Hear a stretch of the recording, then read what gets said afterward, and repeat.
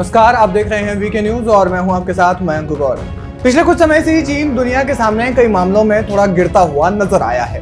चीन की आर्थिक नीति कुछ चरणों में कमजोर पड़ी है। वहीं BRI प्रोजेक्ट की वजह से कई देश त्रस्त हैं, जिनमें श्रीलंका और इटली एक बड़ा उदाहरण बनकर सामने आए हैं।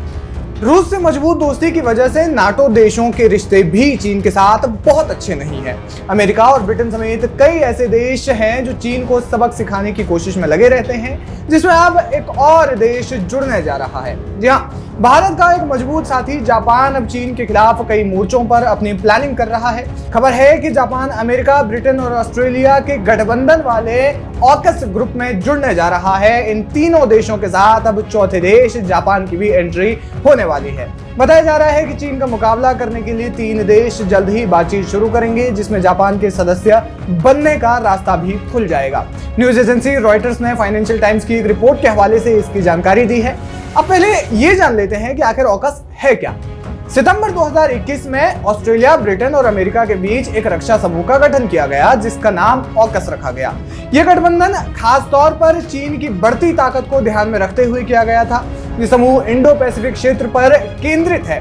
ऑकस का मकसद हिंद प्रशांत क्षेत्र में चीन की आक्रामकता को कंट्रोल करना है। मीडिया रिपोर्ट्स के मुताबिक जापान को संगठन के पिलर 2 का हिस्सा बनाया जाएगा। इस संधि के तहत सदस्य देश साथ मिलकर क्वांटम कंप्यूटिंग, हाइपरसोनिक AI और साइबर तकनीकी पर काम करेंगे। जापान ऑकस के पहले पिलर का हिस्सा नहीं होगा, जिसका फोकस इस वक्त ऑस्ट्रेलिया को न्यूक्लियर पावर वाली सबमरीन देना है। यानी कि ऑकस का जो फोकस है इस समय वो ऑस्ट्रेलिया पर थोड़ा सा ज्यादा है। हालांकि जब जापान इसमें शामिल हो जाएगा तो जापान के भी एक मुद्दे को इसमें बड़ी ही मजबूती के साथ में रखा जाएगा।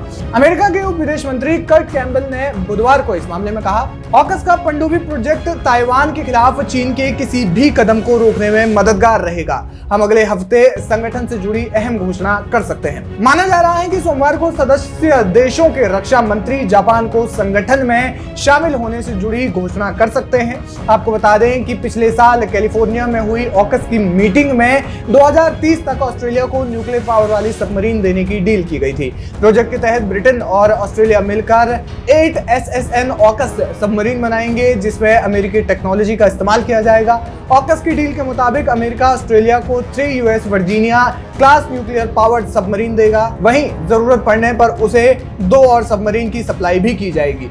वहीं चीन ने हमेशा से ही ऑकस को वैश्विक शांति के लिए खतरा बताया है। बता दें कि 1950 के बाद ये पहला मौका था जब अमेरिका अपनी न्यूक्लियर टेक्नोलॉजी को किसी और देश के साथ साझा करने के लिए तैयार हुआ था, जो कि एक बड़ी बात है। यानी कि इससे समझा जा सकता है कि चीन का जो प्रभाव है वो दुनिया में लगातार बढ़ रहा है और अब इसको लेकर के दुनिया की तमाम महाशक्तियां भी एक हो रही हैं। दूसरी ओर रूस का चीन के साथ बहुत ही बेहतरीन याराना है और इसी याराना के चलते ये जो 3 देश हैं जो कि अब ऑकस समूह है और इनमें अब जापान को भी शामिल करने की कवायद जारी है। बहरहाल क्या कुछ कहना चाहेंगे आप इस खबर पर, हमें कमेंट करके जरूर बताएं।